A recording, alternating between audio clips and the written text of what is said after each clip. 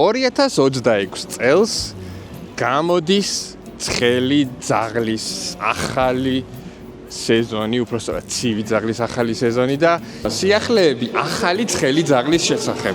ჩვენი თავისუფლების მოედანი და რუსთაველი რო შევადაროთ.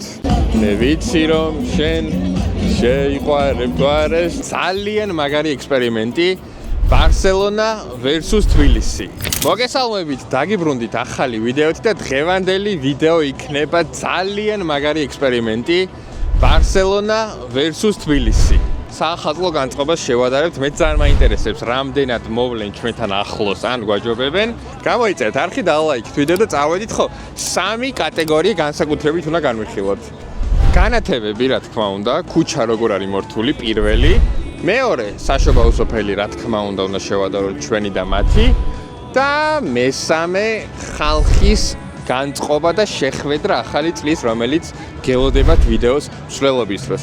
გამოიწერეთ არხი, დალაიქეთ ვიდეო და წავედით ახლა ძალიან მაინტერესებს თლიან ბარსელონას შემოვილით და ვნახავთ ძირითად ადგილებს. წავედით.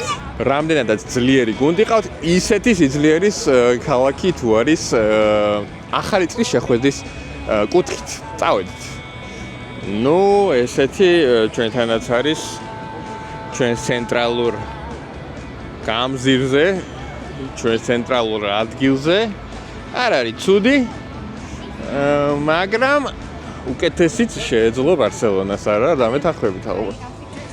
აბა, გავაგრძელეთ გზა. საახალწლო სოფელი. აქეთ გვაქვს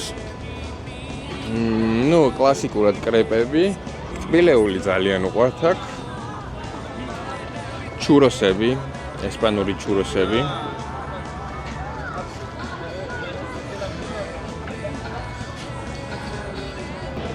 აბა როგორია შეაფასეთ? პალმების ფონზე. ეს არის სანაპირო ხაზი, სანაპიროსთან ახლო ხაზი და აქეთ პორტი.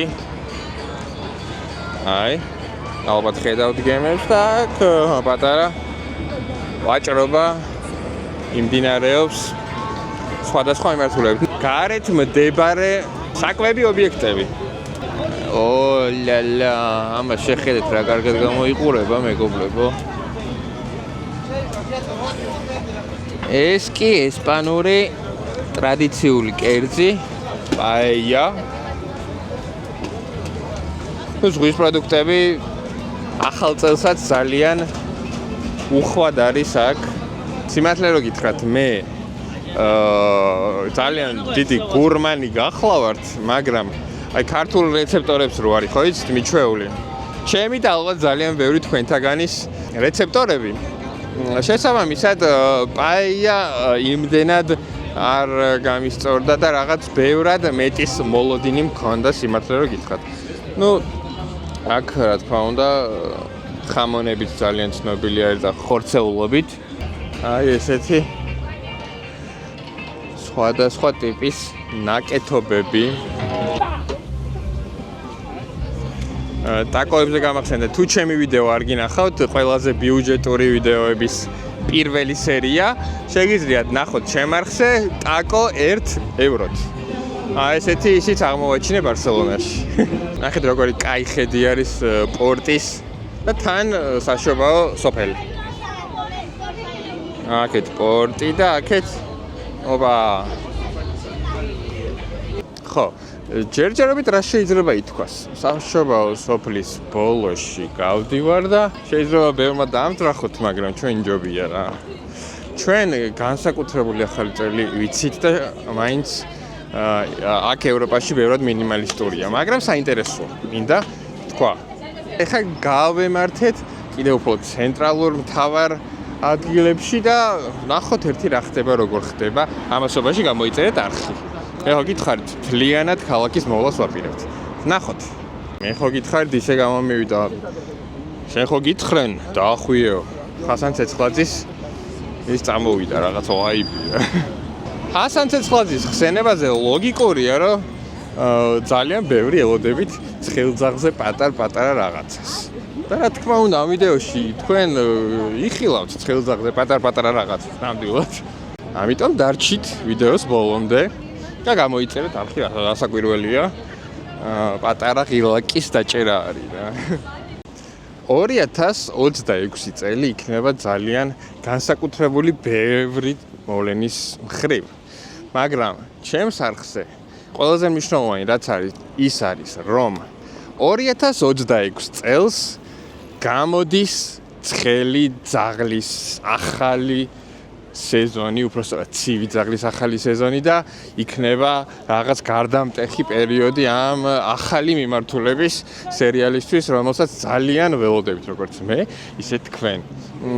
ხო, ნიუსებსაც შეეხება ახალი ცხელი ძაღლის ირგვლივ და ძველი ცხელი ძაღლის ირგვლივაც გამოწერილი უნდა გქონდეთ ჩვენი ყველა პლატფორმა, რომ თან ადრე თვალი მაქვს ყველაფერს და თან inside კონტენტიც ჩემგან მიიღოთ.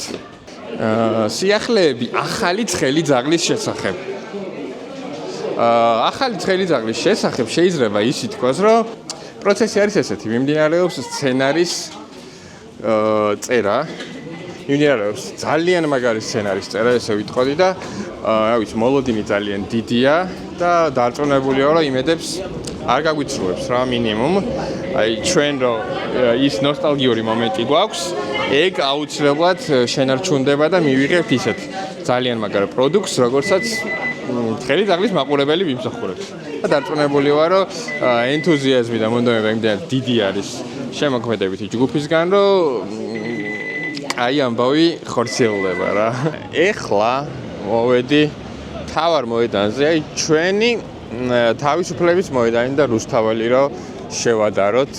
ეხლა ვარ კატალონიის მოედანზე და შევადაროთ, მოდი ხე ჩვენი აი ძალიან მაგრად ჩახევს რა. მარტივად ჩახევს ჩვენი ცენტრალური მოედანი. აქ წერია ბარსელონა, როგორც ხედავთ. და განვიხილოთ ახლა. აი ეს არის ცენტრალური მოედანი. განათებებს კიდე რაც შეეხება, ალბათ ხედავთ.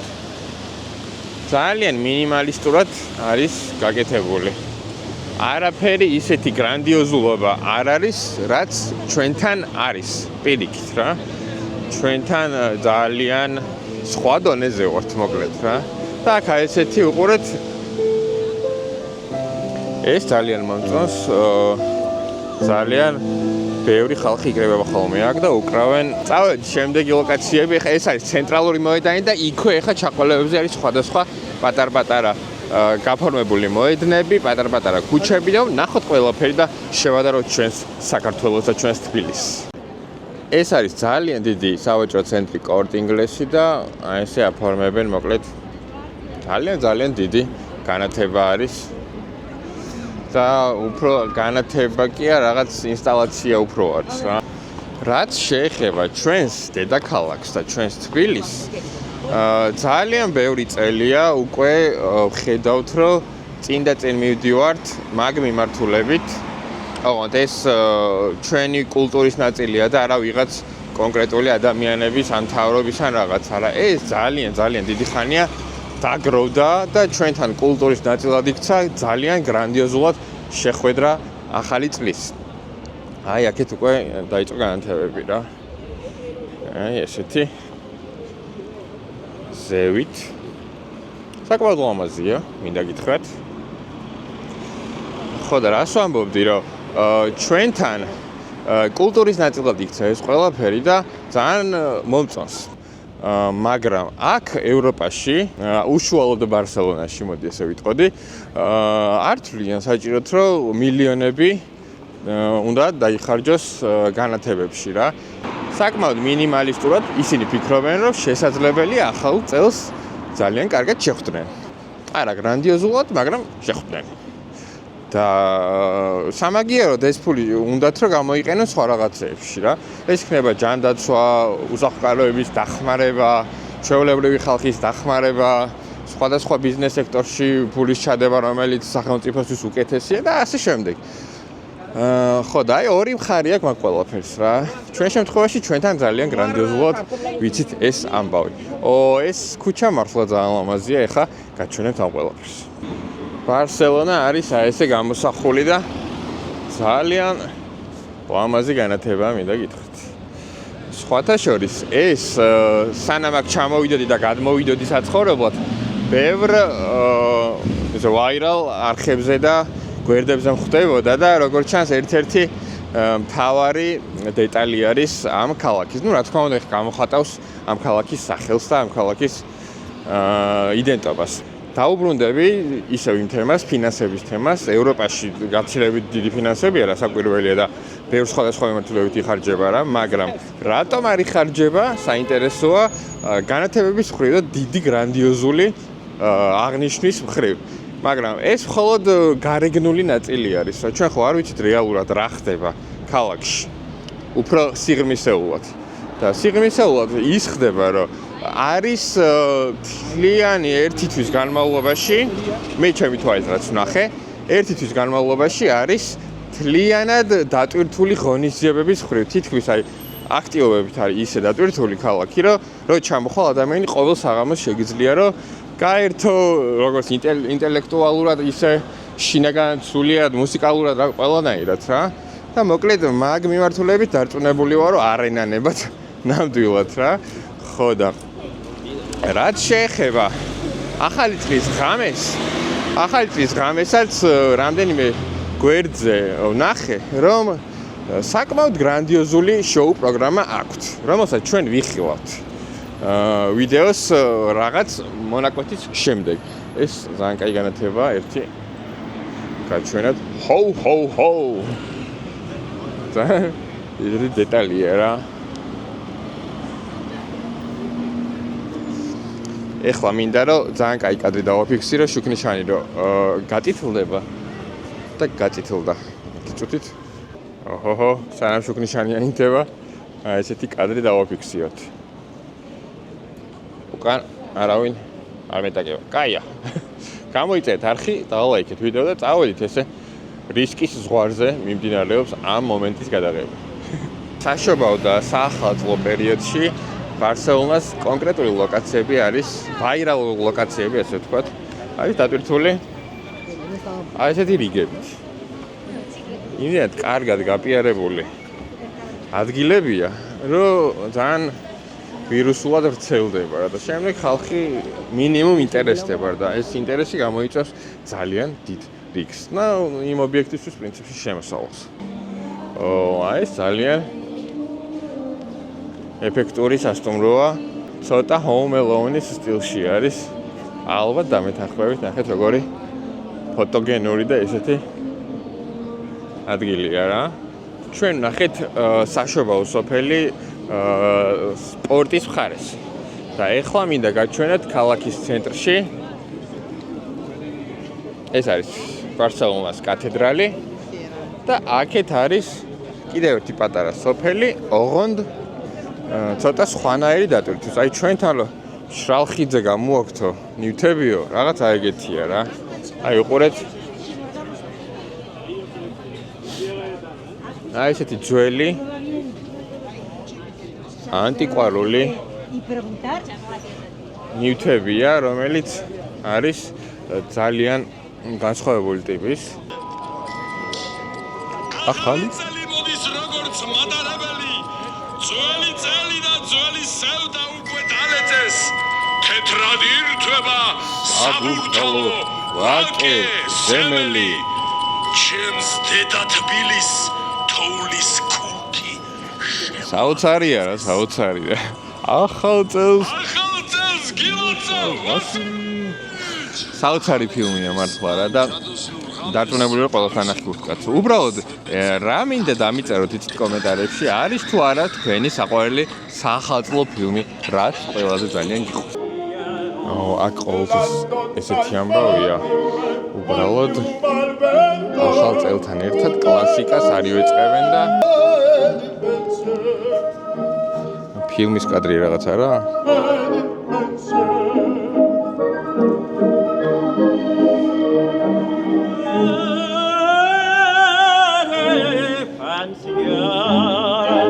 რაღაც სინემატიკური ადგილია ძალიან ბევრი, მათ შორის ეს. აი დააკვირდით როგორი ლამაზია.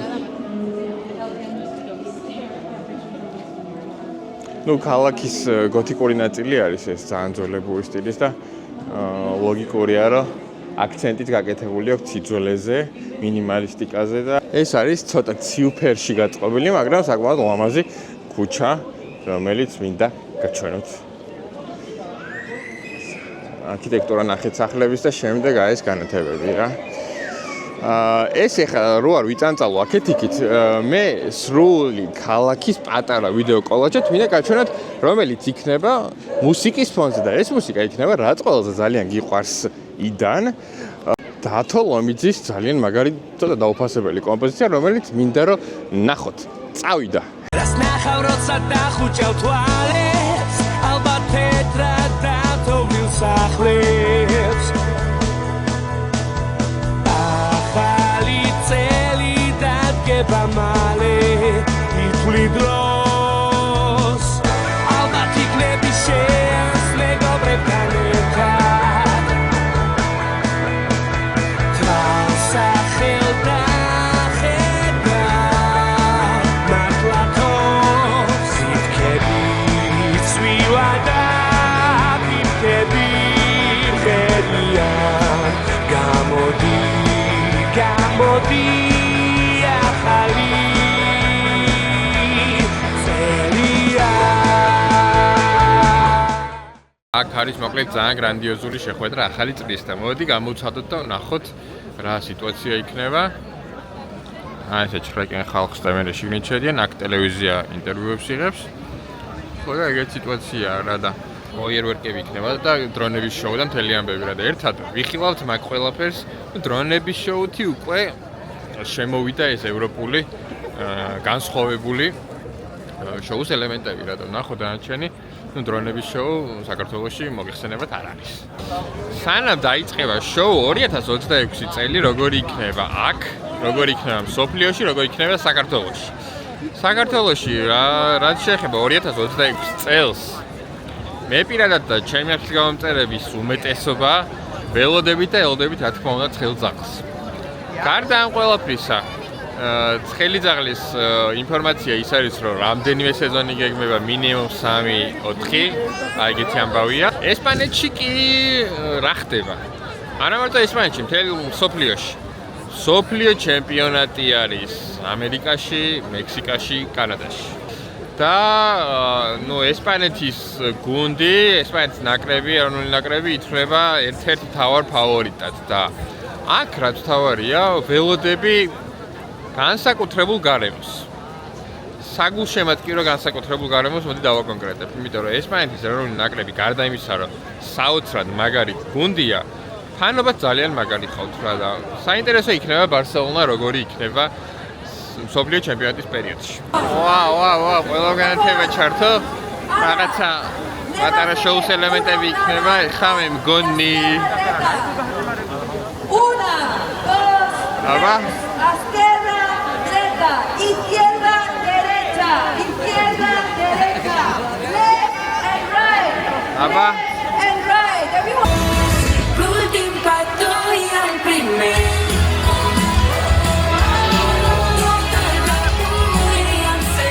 აგეთი ამბავია. ბავშვობის სიმღერა. We are young.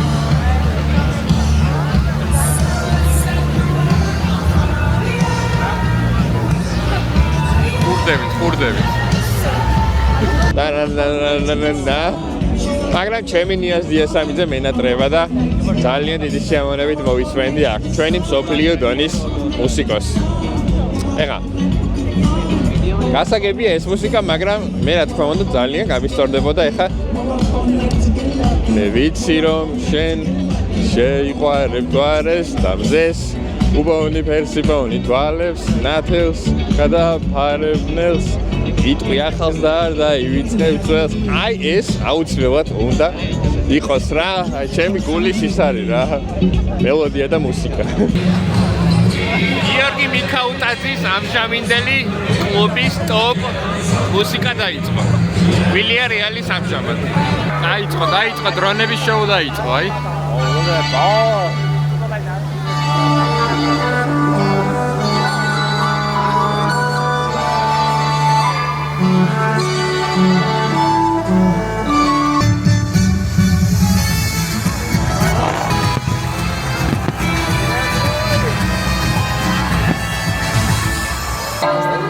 დღეები დარჩა ახალი წლის შემოსვლამდე.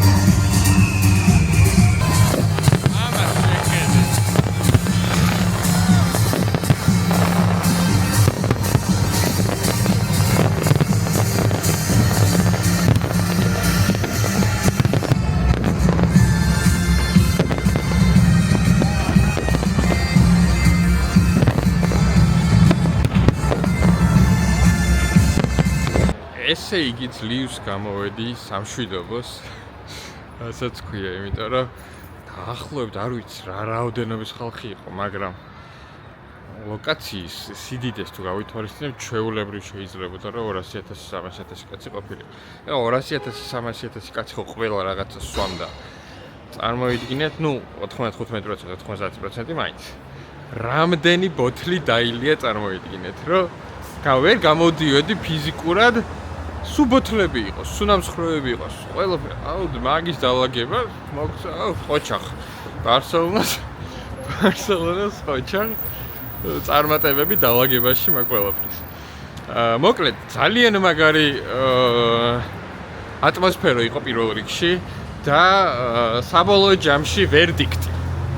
ვინ მოიგო დღევანდელი ჩელენჯი, ასე ვთქვათ, თბილისი versus ბარსელონა.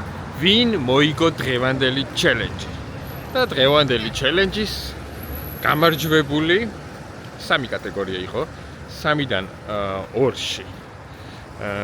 გინდათ სუბიექტურობა შემომტენეთ, მაგრამ გაიმარჯვა საქართველო.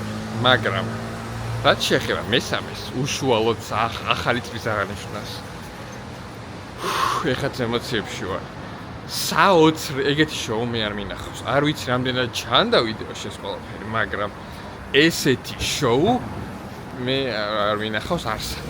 ჩემი თვალით არ მინახავს არსად. პატარ-პატარა ვიდეოებში მინახავს, მაგრამ საქართველოში მით უმეტეს არ მინახავს. საბოლოო ჯამში დასკვნა აქედან. მინიმალისტურად არის ქალაქი გაკეთებული, მაგრამ ძალიან დიდი ბიუჯეტი გადის, რა თქმა უნდა, ახალი წლის აღნიშვნაში, შოუს ელემენტებში. და შოუს ელემენტები კი იყოს საოცრება, ასე რომ 2-1 ჩვენ მოუგეთ ნამდვილად რა.